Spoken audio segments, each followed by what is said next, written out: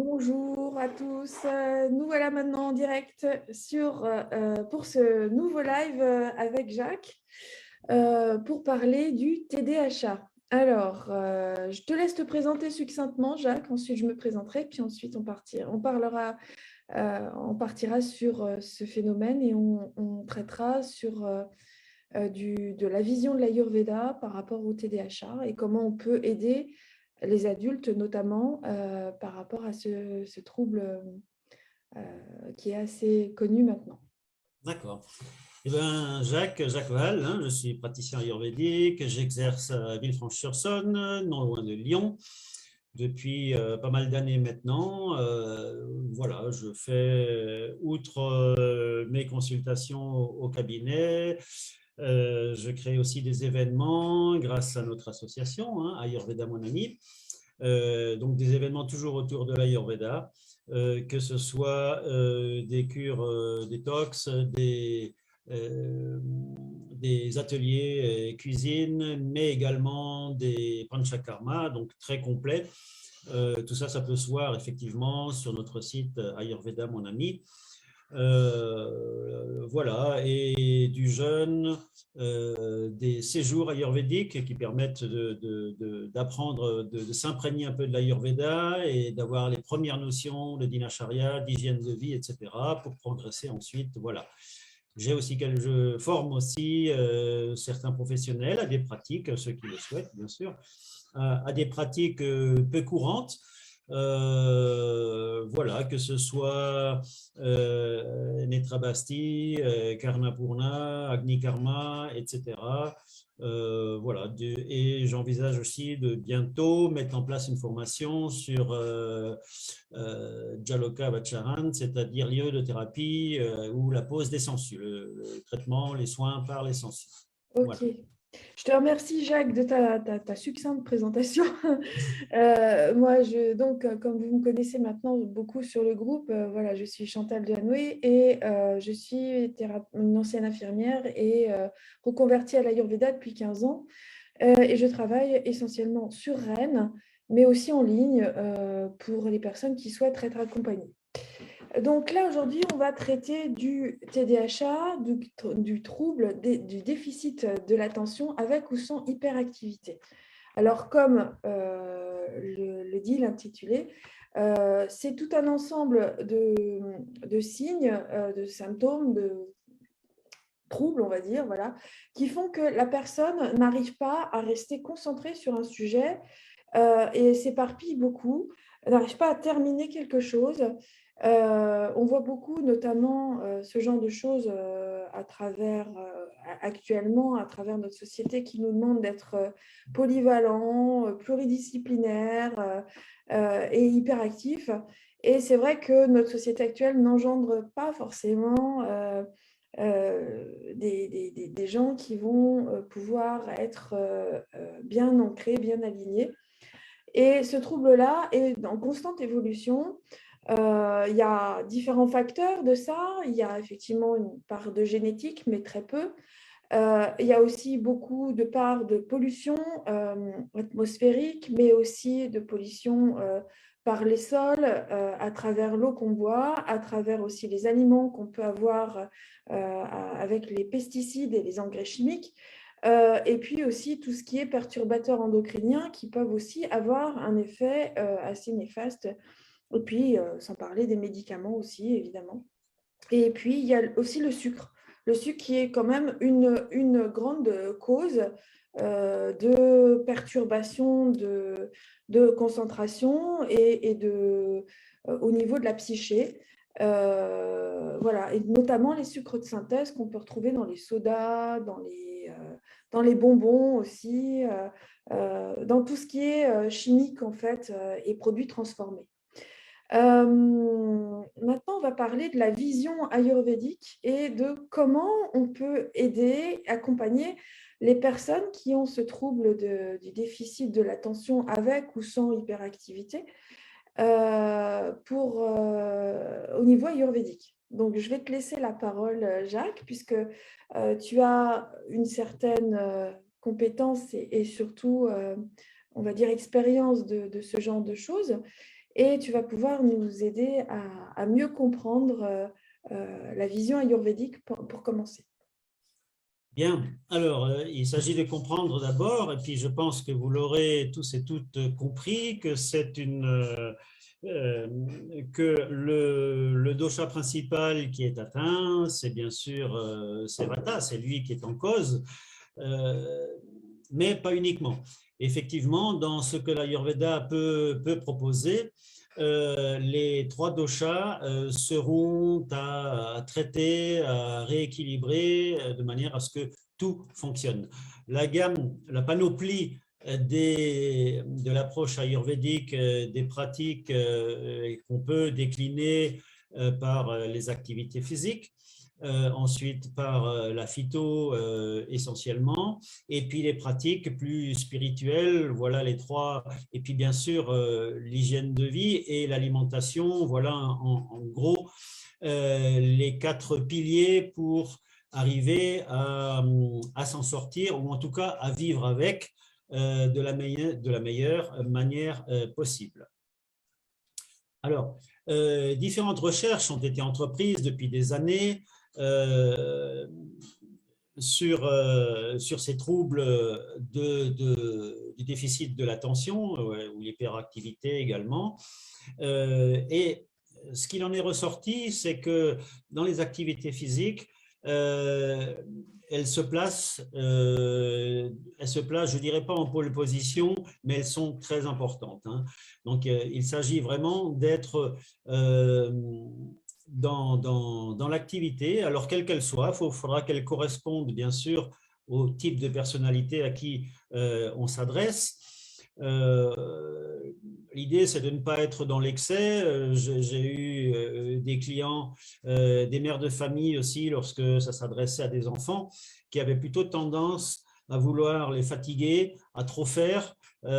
Pour des adultes, aller se défoncer dans des salles de sport ou en faisant des sports extrêmes pour se fatiguer, pour ne plus être dans cette situation d'hyperactivité qui est très polluante et qui est très énergivore quelque part, mais ce n'est pas forcément de la bonne énergie, bien sûr. Hein.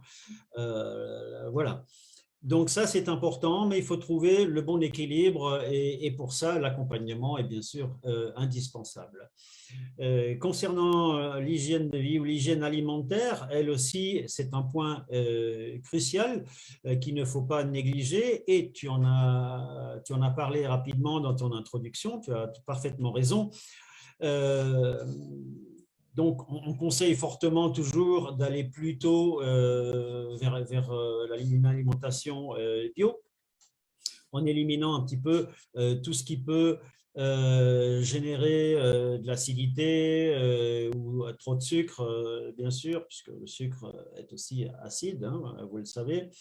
Il y a toute une série d'aliments qu'il va falloir limiter. Bon, j'aime pas trop le mot supprimer, mais je dirais plutôt limiter ou modérer. On pourra y revenir un peu davantage. N'oubliez pas que l'approche, et c'est le principe de l'Ayurveda, est toujours globale. Il ne s'agit pas d'utiliser une seule pratique, vous n'aurez absolument pas de résultats ou très très peu, mais c'est vraiment en jouant sur ces 3, 4, 5 piliers vraiment importants que vous aurez les meilleurs résultats.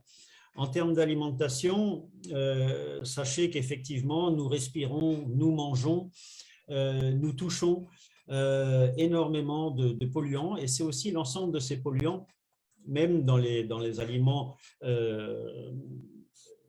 travaillés, on va retrouver également tous les types de conservateurs, les colorants, etc. Mais on va respirer aussi tout ce qui est dégagé, les émanations des voitures, des véhicules, mais les usines, quand on habite en ville, toute cette pollution-là a tendance à suractiver un petit peu notre système endocrinien et nous polluer par ces nanoparticules que l'on respire et qu'on a du mal à évacuer. Et là, on va revenir sur l'alimentation pour détoxiner un petit peu, pour éliminer, supprimer une grosse partie de ces toxines, c'est certainement et le plus souvent des métaux lourds qui ont une action directe sur notre intellect, sur les fonctions cognitives.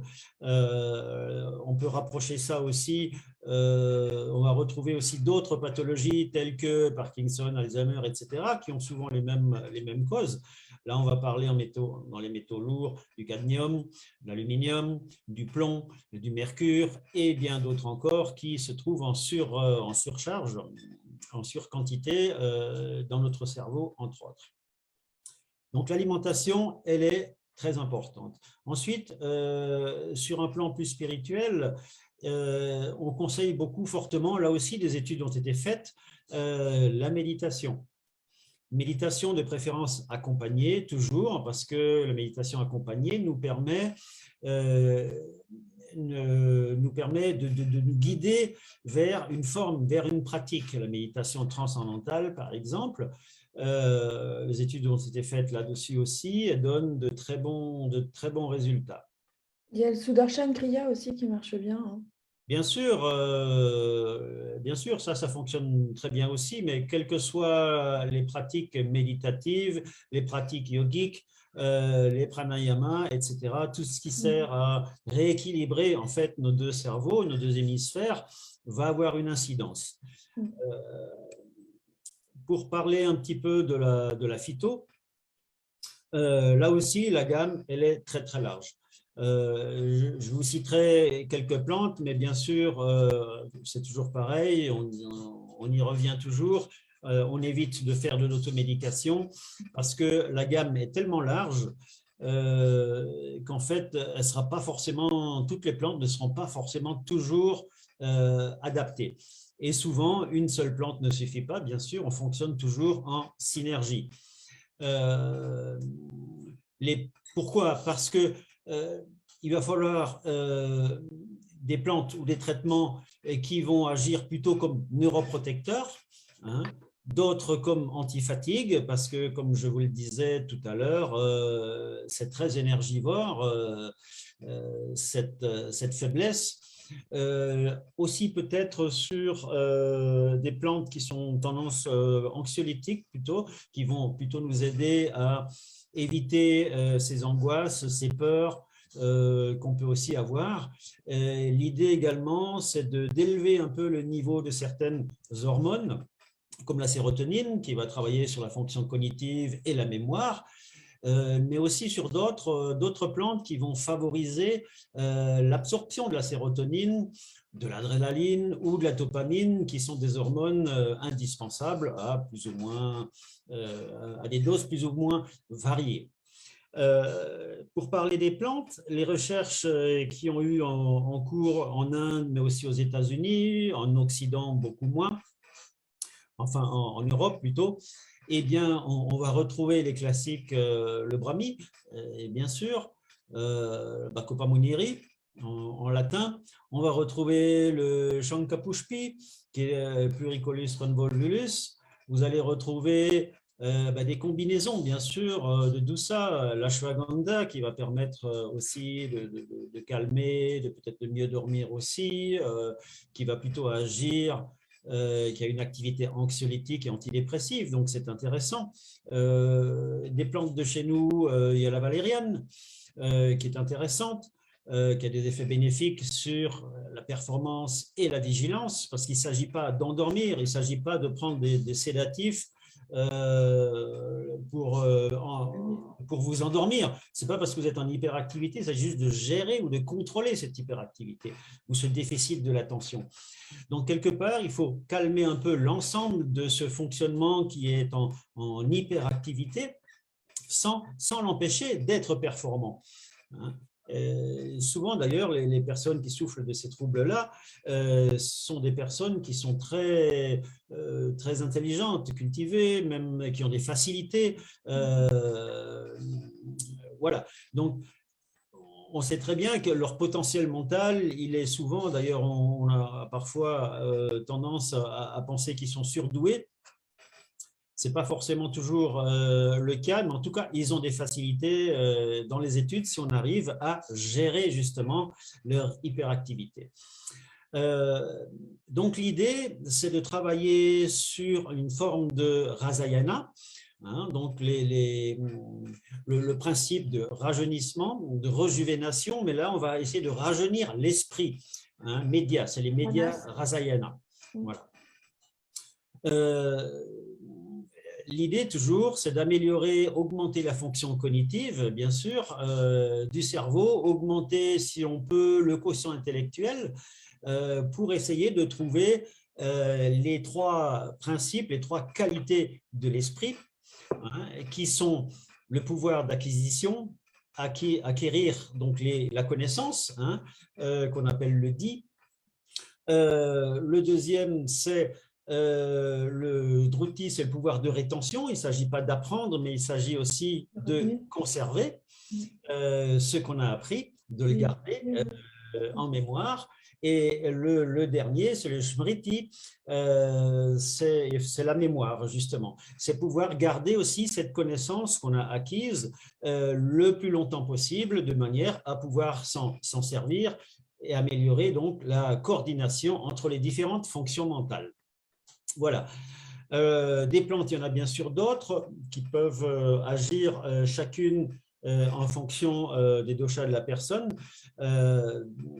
Vous avez la Centella asiatica, hein, qui peut être, qu'on peut appeler aussi Brahmi, puisque Brahmi, vous avez le Bacopa et la Centella, hein, qu'on appelle aussi Mandukaparni. Vous avez aussi le Yashtimadu. Yashtimadu, c'est la réglisse, hein, Glycerina glabra. L'ashwagandha, je vous en ai parlé. Vous avez le guduchi, etc. Bref, il y a tout un ensemble de plantes intéressantes qui peuvent pouvoir aider ces personnes-là. Toujours associé avec tout ce que je vous ai dit précédemment, c'est-à-dire les activités, l'hygiène de vie, etc. Parce que la régulation mentale, en termes de phyto, elle est importante. On ne peut pas donner n'importe quoi. Je vous parlais justement des doshas, parce que quelles sont les propriétés de ces plantes-là qui vont pouvoir agir sur le mental? Il faut qu'elles soient facilement, il faut qu'elles soient très digestes, pénétrantes et mobiles. Voilà, c'est le principal propriété de l'intellect. Donc, il faut que les plantes soient aussi dans ce même registre-là. Donc, légèrement épicées, pénétrantes, légères, faciles à digérer pour être évacuées facilement. Ce n'est pas forcément le cas de l'ashwagandha. Hein. L'ashwagandha est plutôt lourd. Hein.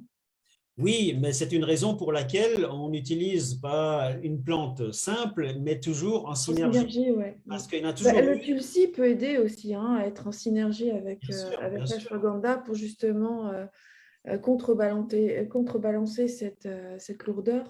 C'est vrai. Et être plus digeste en fait.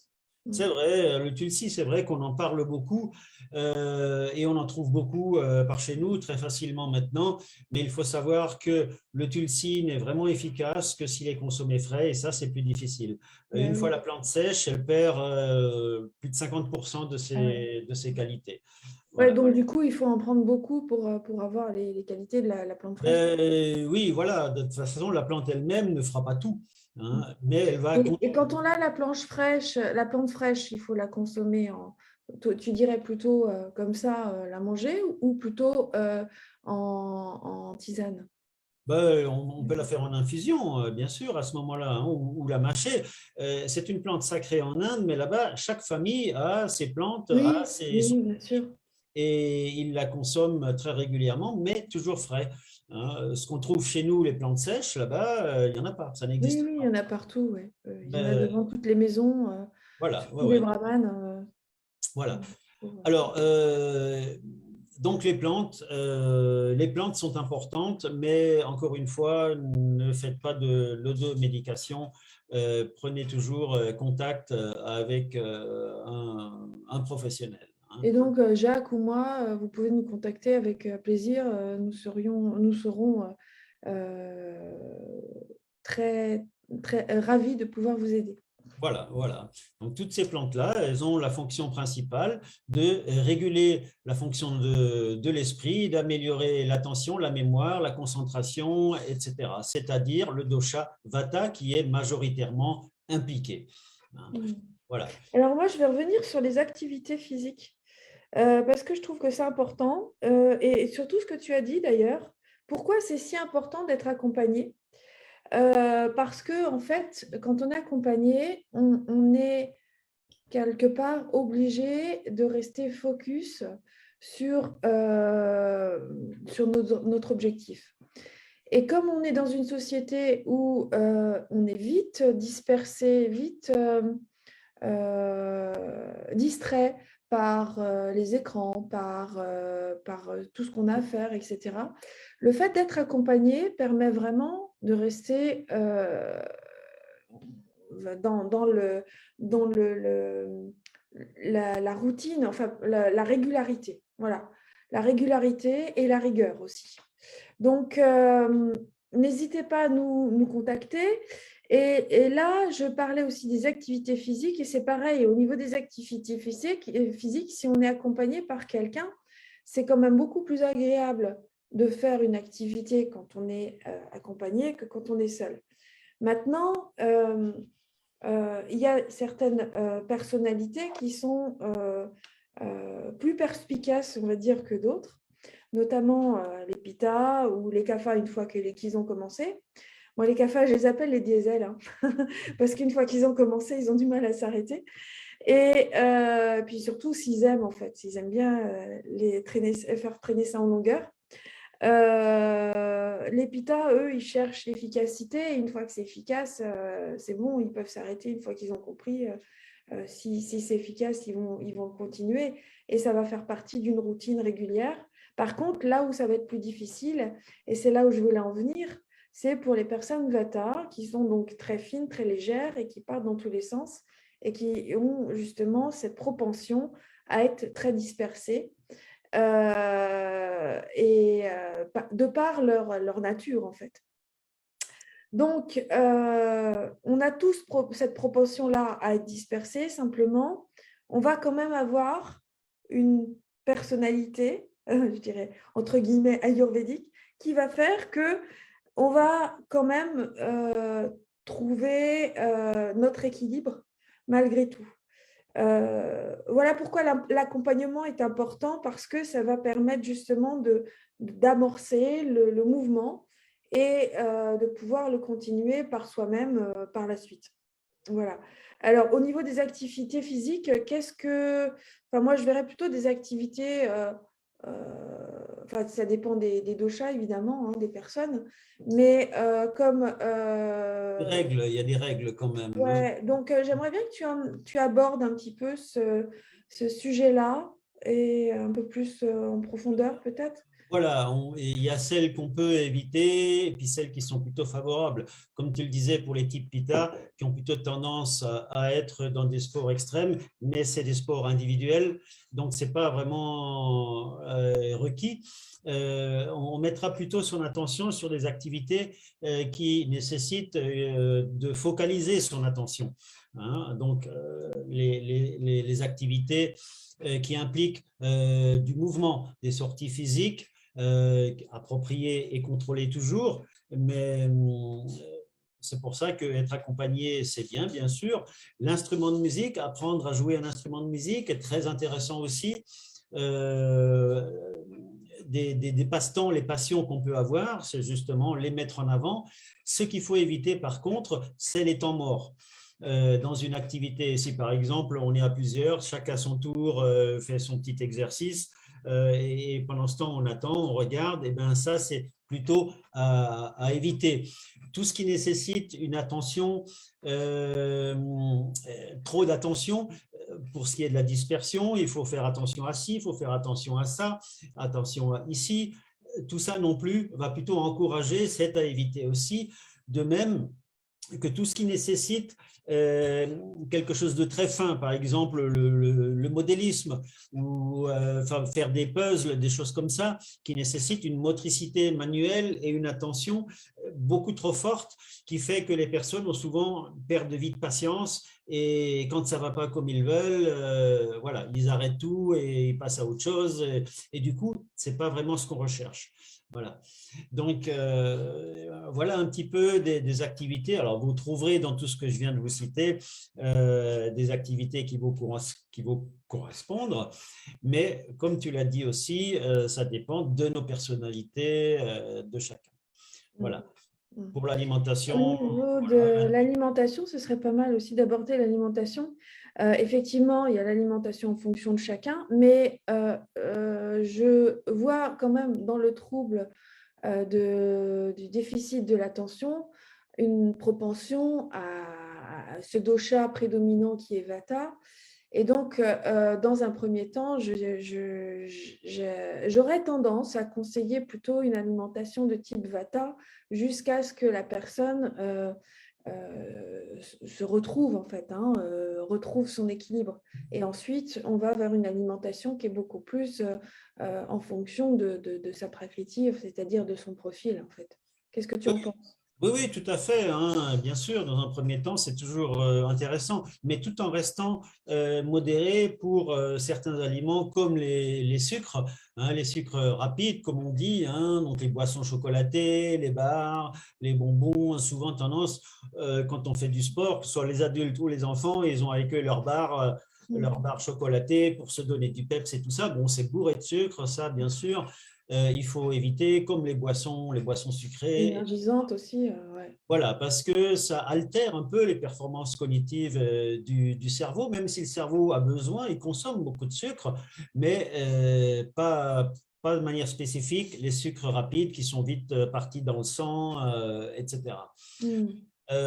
Donc les fruits, vous pouvez aussi limiter peut-être ceux qui sont trop sucrés en pleine saison, voilà.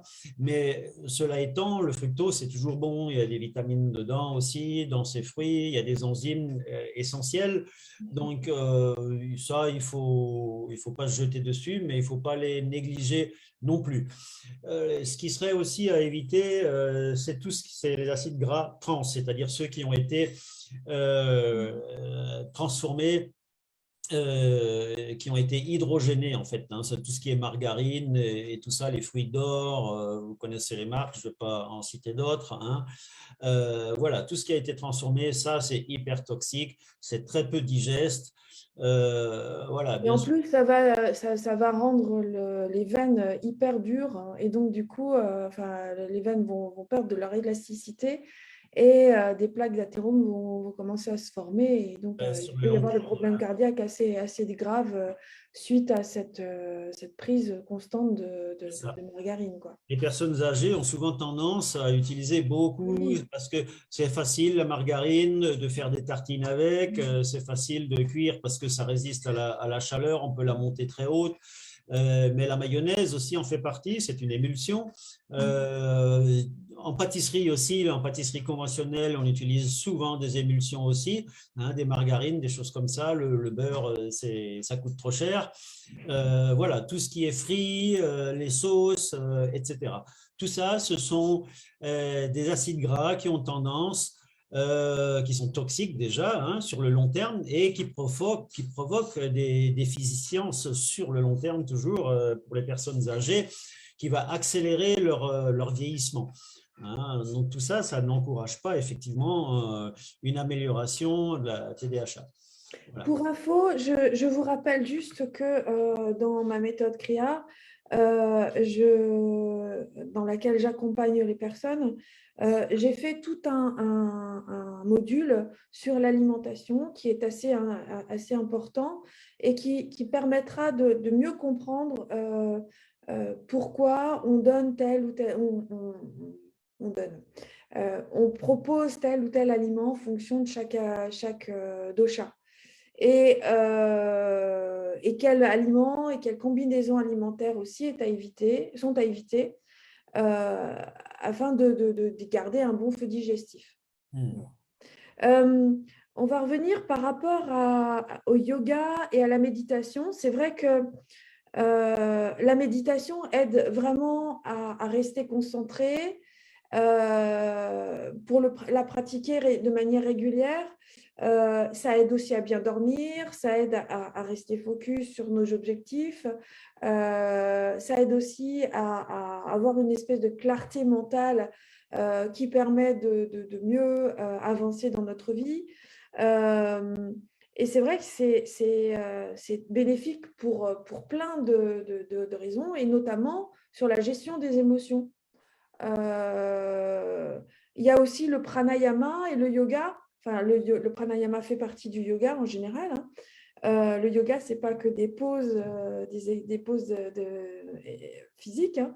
C'est aussi, en fait, il y a la respiration en même temps, en fait, normalement, hein.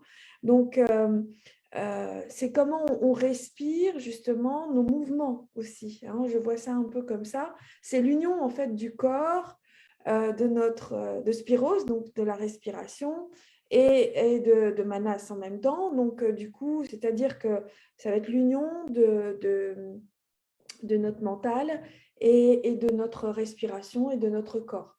Voilà.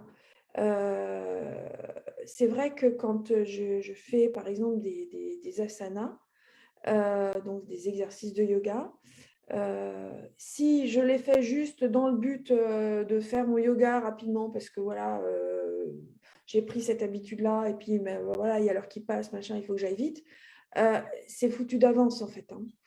Il vaut mieux prendre un temps pour être vraiment dans l'instant présent, et de le faire de manière consciente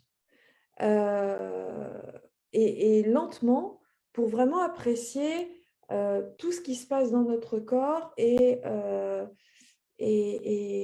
permettre une ouverture dans l'ici et maintenant, je dirais, pour avancer, pour mieux se poser. Voilà. Et le fait de faire comme ça permet aussi de calmer le mental et de calmer aussi notre état émotionnel, pour finalement être beaucoup mieux dans la journée et dans ce qu'on a à faire au niveau de nos activités.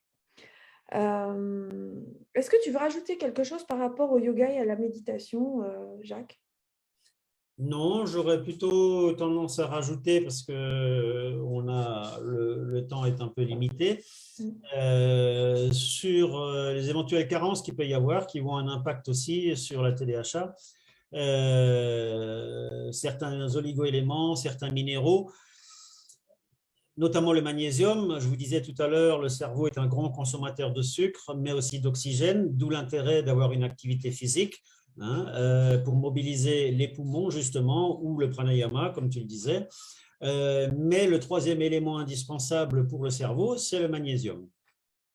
Donc, lui, il faut vraiment penser à en prendre de manière régulière. Pas forcément, je dirais, le magnésium marin, parce qu'il est beaucoup moins biodisponible. Enfin, on le trouve facilement, hein, il vient essentiellement de la mer. Mais par contre, il est peu biodisponible, hein. Donc, moi, je préconise plutôt le magnésium qui est issu des plantes, puisque les plantes le transforment déjà pour elles-mêmes. Et donc, en consommant la plante, vous consommez en même temps un magnésium qui est déjà prêt à être assimilé par notre corps. Hein, vous en trouverez facilement dans les magasins bio, de compléments alimentaires, etc. Mais il n'y a pas que celui-ci, évidemment. Pourquoi on peut avoir des carences? Tout simplement pour les personnes plutôt fragiles qui ont des problématiques d'intolérance ou d'allergie.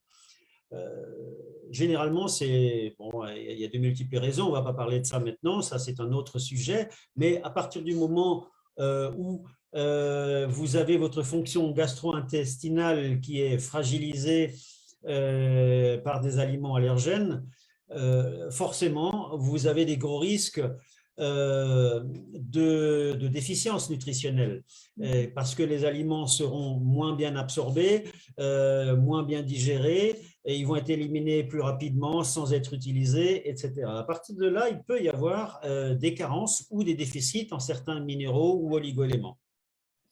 D'où l'importance du magnésium, comme je vous le disais, mais également du fer, parce que le fer a un rôle dans le comportement de la tension nerveuse, dans la peur, des déficits cognitifs, etc. Donc, il ne faut pas le négliger. Même si on en trouve un petit peu partout, le fer sous une forme biodisponible est moins évident aussi à trouver, surtout que lui, il a besoin d'être consommé en association avec le cuivre, par exemple, et le manganèse. Le cuivre, vous le trouverez facilement lorsque vous buvez votre verre d'eau chaude le matin dans un verre en cuivre, c'est suffisant pour que le fer soit mieux absorbé. Qu'est-ce qu'il y a d'autre? On en parlait tout à l'heure, des différents toxiques, des métaux lourds qu'on peut absorber de manière volontaire ou involontaire. Donc là, pour s'en débarrasser, c'est ce que je suis en train de faire actuellement. Je me fais une petite cure parce que c'est la saison comment s'appelle de nouveau cette plante? Mince, c'est vert, c'est forcément. Non. Ah, bon Dieu, le mot m'échappe et pourtant c'est facile, on s'en sert tous les jours. C'est une cure c'est pas du persil, ça ressemble au persil, c'est La coriandre? la coriandre, voilà, une cure de coriandre.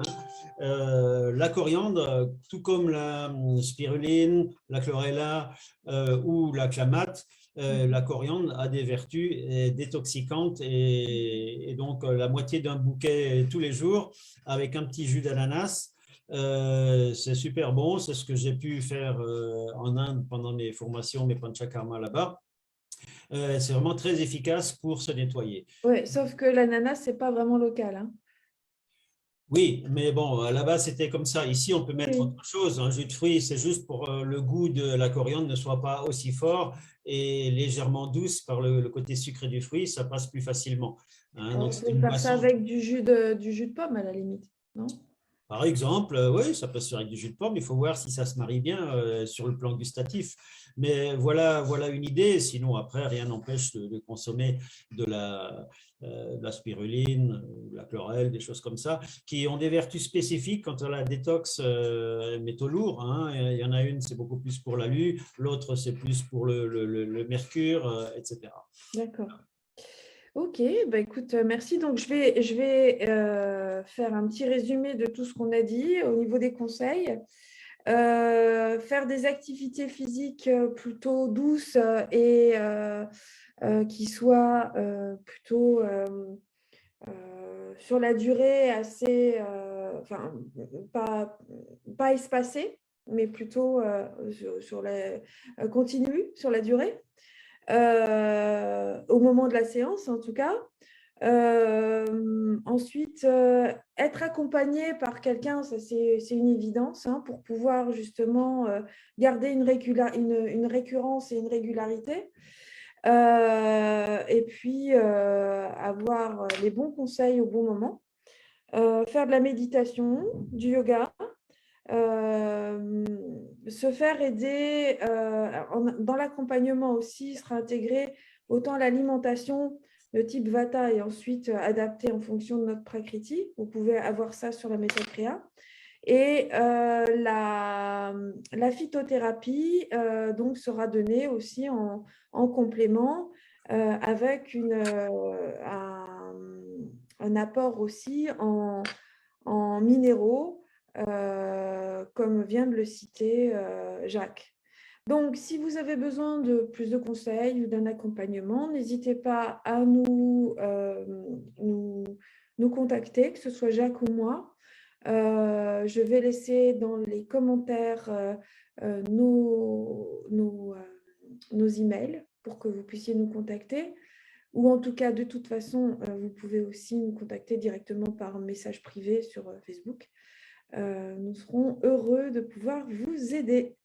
Et si vous souhaitez en savoir plus sur l'Ayurveda, j'ai créé un programme qui s'appelle Créa, qui permet justement à chacun de picorer, je dirais, un petit peu toutes ces connaissances ayurvédiques et de les mettre à votre goût durant toute ce programme-là pour que vous puissiez en faire votre routine. Et dedans, j'ai inclus des accompagnements. Donc, profitez-en parce que pour l'instant, elle est à 600 €. Dedans, il y a les accompagnements inclus. Vous pouvez aussi tout à fait prendre l'abonnement à 50 € par mois. Mais sachant que si vous prenez à 600 €, vous avez accès à vie à cette méthode. Ce qui n'est pas le cas quand vous prenez un abonnement. Si vous arrêtez par exemple l'abonnement à tout moment, vous n'avez plus accès à cette méthode. Voilà. Donc, n'hésitez pas à nous contacter si vous souhaitez avoir plus d'informations. Nous serons heureux de pouvoir vous aider. Je vous souhaite une bonne soirée à tous. Merci Jacques d'être venu et puis à bientôt pour un nouveau live. Au revoir. Au revoir.